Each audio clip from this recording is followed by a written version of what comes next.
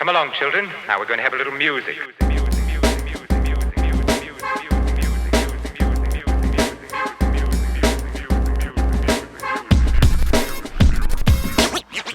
What is up, guys? Welcome back to First Cut. This is our review of Godzilla vs. Kong. We had the opportunity to do a live watch along, so we were all watching this at different times. Obviously, guys, this will be a spoiler review, so make sure and watch the movie before you watch this review. I'm so curious to hear your guys' opinions because I got your reactions, but not quite your opinion on the film as a whole. Let's start with you, Sabrina. What do you think of this film? I really enjoyed this film. I mean, I took it with like a grain of salt. I take it for exactly what it is. It's two monsters that are going head to head. Two monsters that we've already seen in their own films. We've seen Godzilla again in King of the Monsters, which I did not love. I would say I didn't love the first Godzilla and I didn't love King of the Monsters. I did like Skull Island and I really, really liked this one. I feel like those are the two standouts of this kind of like franchise that they got going on. Obviously we got to like do a lot of more like world building, diving into where like Kong came from and just like the idea of the corporations that are kind of doing certain things to control these monsters in the universe. It's just really interesting to me. So overall, I really enjoyed it. What do you think, RB3? I did enjoy it too. I dug it. It was I tweeted it was the definition of a popcorn movie. Like, and I really do feel like that. Like, I could just feel myself really just craving a bucket of popcorn, like, especially during the human scenes, you know, because I feel like when you're watching these big spectacle movies, like you're on the edge of your seat, you're thrilled when the monsters are fighting, and then when the humans are talking, you're just like, you're just munching, and you're just kind of half paying attention, but also half not, because you know what it's about. You know what you're really there for. And yeah, when I showed up to this movie, I knew I was showing up for Godzilla, King Kong, duking it out, few rounds back and forth. It wasn't like Batman v Superman. We have to wait to the very end for them to see them fight. You actually do see that fight like pretty early on, and you see it again and again. So I was down for that. I also thought they had some cool sci-fi concepts and ideas, like the whole idea of drilling into the earth and this whole like hollow earth and everything like that. Now, I did think some of it was BS. Like, I don't think you could go into the earth and dig that deep without, you know, making like the world's biggest earthquake in the entire world. Like, come on, that's a little crazy. We're watching a movie about a big monkey and a big lizard fighting, and that's what you choose to suspend your disbelief? What about you're right. the hobbits in Middle Earth? There's literally I really do love the way that it looked like Hollow Earth and the way they kind of portrayed that entire thing. Yeah.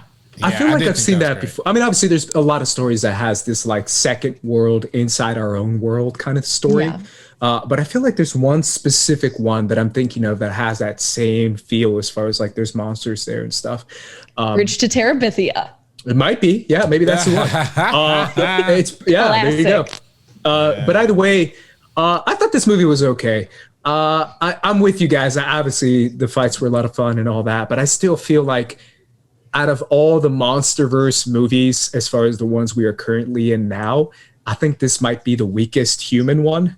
As far as like, I just did not care at all about Rebecca Romijn, Alexander Skarsgård, and then the evil people of color. Well, first of all, it was Rebecca Hall. Rebecca Hall. Yeah, I'm sorry. Lettuce. Come on now. I apologize, but either way, I just didn't care. And I thought it was whatever. I actually low-key, King of Monsters is a very corny, cheesy film. It has a very similar tone to this film, but I still felt like I kind of understood what was happening human story-wise. And this one, I was like, I don't know what's going on, man. We're doing the Eve to the Hollow Earth to get the resource to do the thing. And I was like, sure. So to me, I was a little bit disappointed on that end because I get that the human story is supposed to be whatever, but I thought this was just so whatever that I'm just like, oh. See, I don't think I can fast forward right now, but I want to fast forward. I thought they had almost like too much human. I thought there was a lot of really great standouts, but not even just like, I think they did a good job working with what they had. I think most of it really worked for me when you talk about like Isa Gonzalez's character, and we obviously didn't get her for that long. But the standout, the MVP of the film, not even Kong, not even Godzilla, to me was Gia. I thought Gia was the absolute best part of this film. I thought they did kind of waste like Millie Bobby Brown, Tyree Henry, and the kid from like Deadpool and Hunt for the Wilder People. I thought they're all super talented. I wish they did just a teensy bit more to kind of be on the level that Gia was, or at least like a little bit close to it. And then not really with the adults. Like I didn't care about any of the adults besides Brian Tyree Henry, but Kyle Chandler didn't have to be in this film. There's a lot of people that didn't have to, but of course they want to show the nods to the other aspects. But Kyle Chandler did absolutely nothing, unfortunately. I think he's great, but I think they should have just known where to stop when it came to putting these human characters, because we did get a lot that it got jumbled at certain pieces. But then again, when we get to what makes this film really special, which is Gia's relationship with Kong, which is Kong and Godzilla interacting in general, was just really freaking great. And the fact that like Kong emoted almost, and obviously we get that idea of him knowing sign language and being able to interact with Gia in that way. It just added so many layers of depth to the character. And I loved when we saw him in Skull Island, he was like younger. He was baby Kong. Now he's like full grown Kong. And I was just so attached to him and I was rooting for him this entire time. Same with Godzilla, of course. And we knew they weren't going to battle it out to like the death. We knew that there was going to be a different kind of big bad. Yeah. I knew it was going to happen too. And I'm with you. I really did feel like the biggest surprise for me was Kong emoting so much. And I was like, oh my God, like I feel so bad for Kong right now. And they're making me feel bad for him, similar to a Caesar in Planet of the Apes, which I actually tweeted out, where I was like, low key, they're making me feel for this giant ass monkey. And I felt it because of his facial expressions and his emotion behind it. Whereas in Kong Skull Island, I didn't get any of that. He was just kind of there doing his stuff.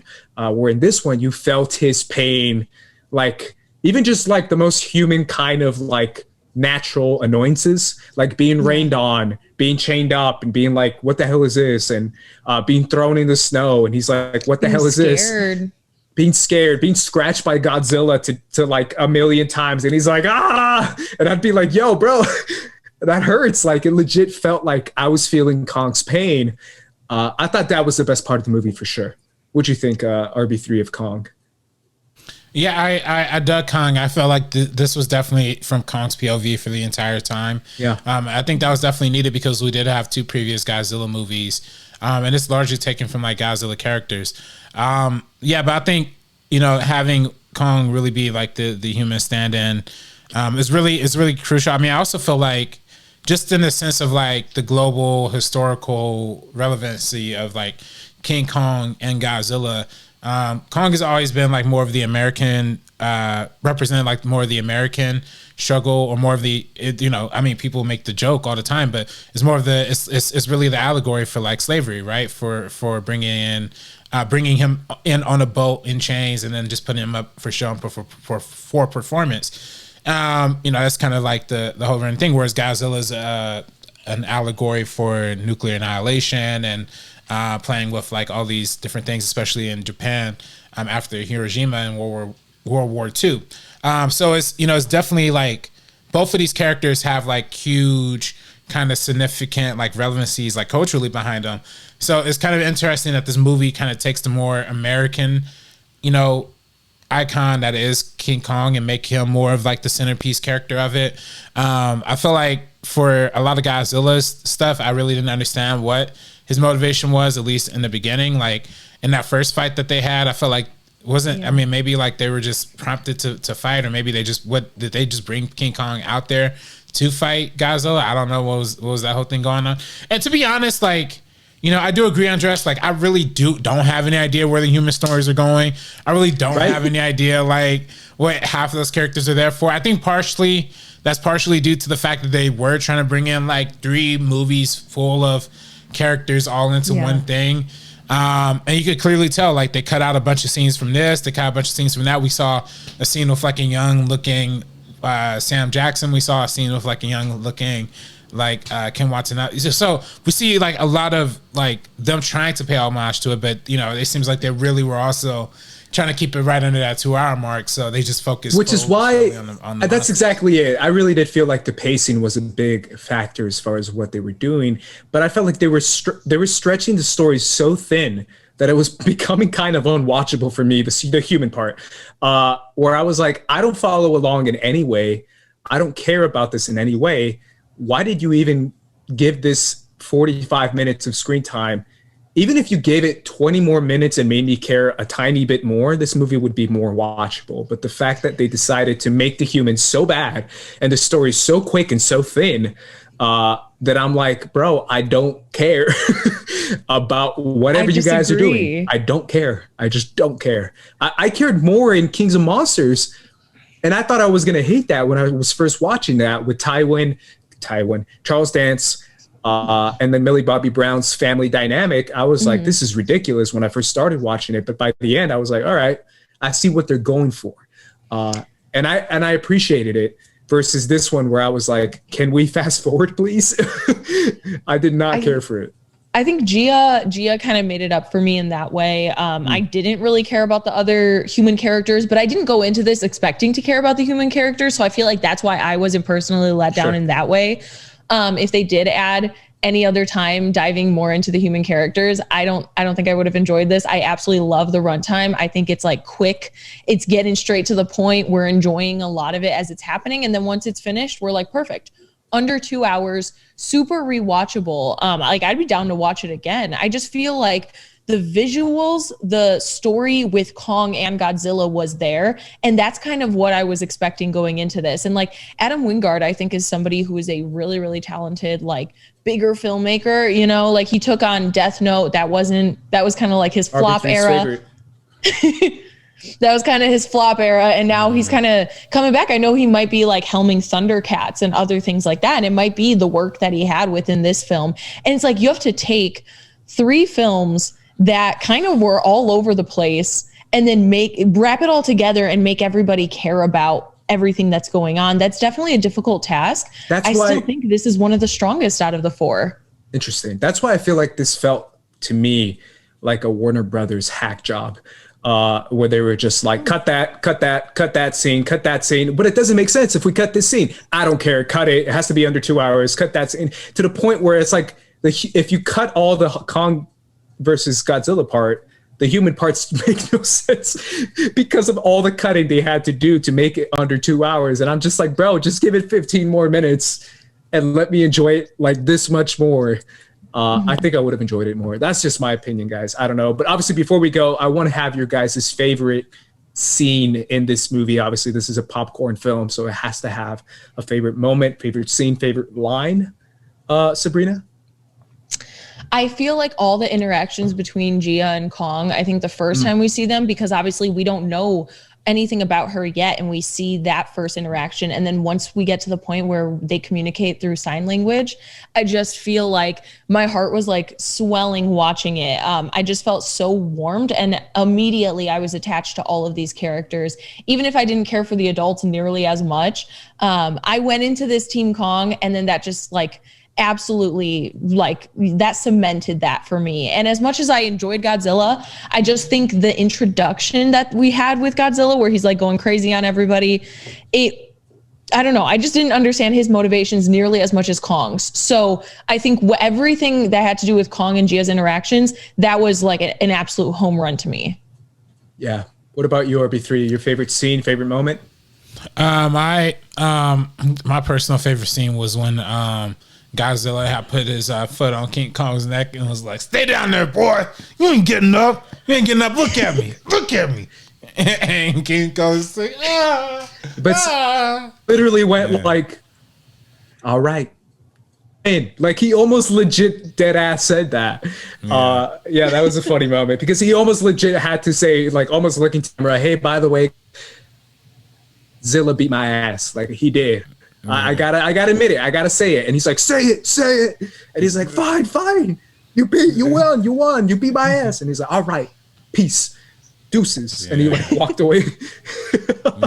Yeah, that scene was funny. That scene was great. It made me kind of feel bad for Kong. I was like, yo, I'm seeing Godzilla. And even I was like, damn, that's gotta feel like crap, bro. I know, that's kind of crazy that when you're fighting for the crown of like king of the world, and that's sad, bro. Okay. It's just it's interesting that they had like a definitive like winner like coming out of it too. They like, did. Zilla beat that ass, bro. Yeah, it wasn't like He did though. Kong said it. Kong literally said it. Nah, he just caught him on a bad day. Kong's still the winner. This was just one small moment. Couple bad but he's days. not definitively. Yeah, a couple bad days. Whatever. I think when Kong was running away from the atomic breath, and he realized what the hell that is. Like, if I get hit by that, I'm gonna get split in half. And he's just like running and doing his gorilla run throughout the city. I was like, yeah, you better run, bro. That thing's gonna split you in half. I think that's when he realized, like, I'm a little bit in over my head fighting this guy.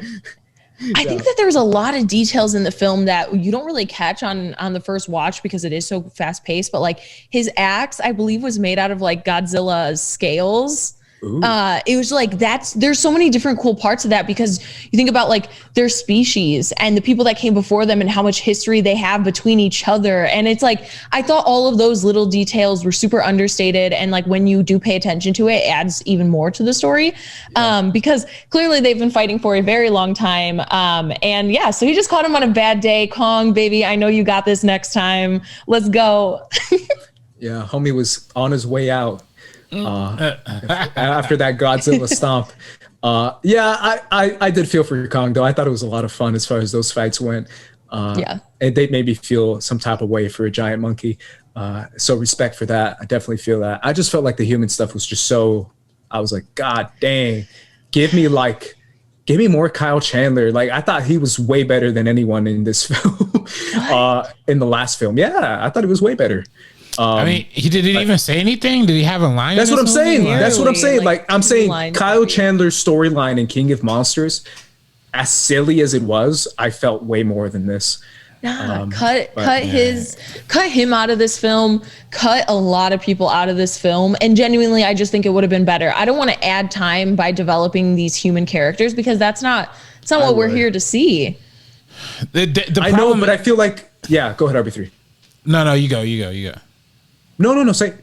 I was gonna say, the problem is that they try this ensemble thing when it comes to the monster movies. Like they try ensembles with big characters, big casts, big plots. Like I'm sure if the story just literally pared down to just Gia and like Rebecca Hall, and that's all the story was, to follow these random conspiracy theories and random journeys, like, you know, going from here, whatever. If it was just one human character and one Kong POV, like, you know, so like as the whole thing, I think it would have fit better. But I don't think any monster movie is ever just going to be a one POV kind of thing. So I agree with you. I think they definitely should have narrowed it down and expanded a little bit more. But either way, that's our thoughts on Godzilla versus Kong. Also, shout out to homie from Teenage Mutant Ninja Turtles. Did you guys catch that? No. I tweeted it out. One of the villains from this is a reference that I don't think anyone got. And I tweeted this out and I thought it was so clever because it looked just like him. One of the villains from Teenage Mutant Ninja Turtles, I think his name was Razar, or Razhar. And it looks like a pterodactyl, like turkey dude with claws. And he like turns at the camera and he's like, and he does a little face. And I was like, yo, they literally copied Teenage Mutant Ninja Turtles. That's like a reference that you guys don't get because that's way before your generation. No, I love Teenage Mutant Ninja Turtles. What do you mean? The I movies, just didn't catch bro? this. Yeah, I literally just rewatched them too, not too long You know ago. who I'm talking about then? Love them. No, I don't. I have no idea what you're talking about, but I'm here for the reference. All right. I appreciate it for anyone who gets that. Much love. Either way, guys, for more reviews and more movie thoughts, subscribe to First Cut. RB3, where can everyone find you, man? You can find me on Twitter and Instagram spoiling the SHIT out of this movie at director RB3. Sabrina. Twitter and Instagram at Sabrina X Monica. Also on Twitter at Sabrina on Film. And I'm on Twitter and Instagram at Squad Leader Race. I will be tweeting more about movies like these and anime shows and TV shows and all that good stuff. And obviously here at First Cut, we do the same. If you're just watching us for the first time, go ahead and subscribe and follow us. We do movie news, we do movie discussions, we do a podcast based on directors and different films. So be sure to be on the lookout for that. If you're a new subscriber, we really do welcome you and appreciate you. Either way, guys, for the First Cut crew, we're peacing out. Peace.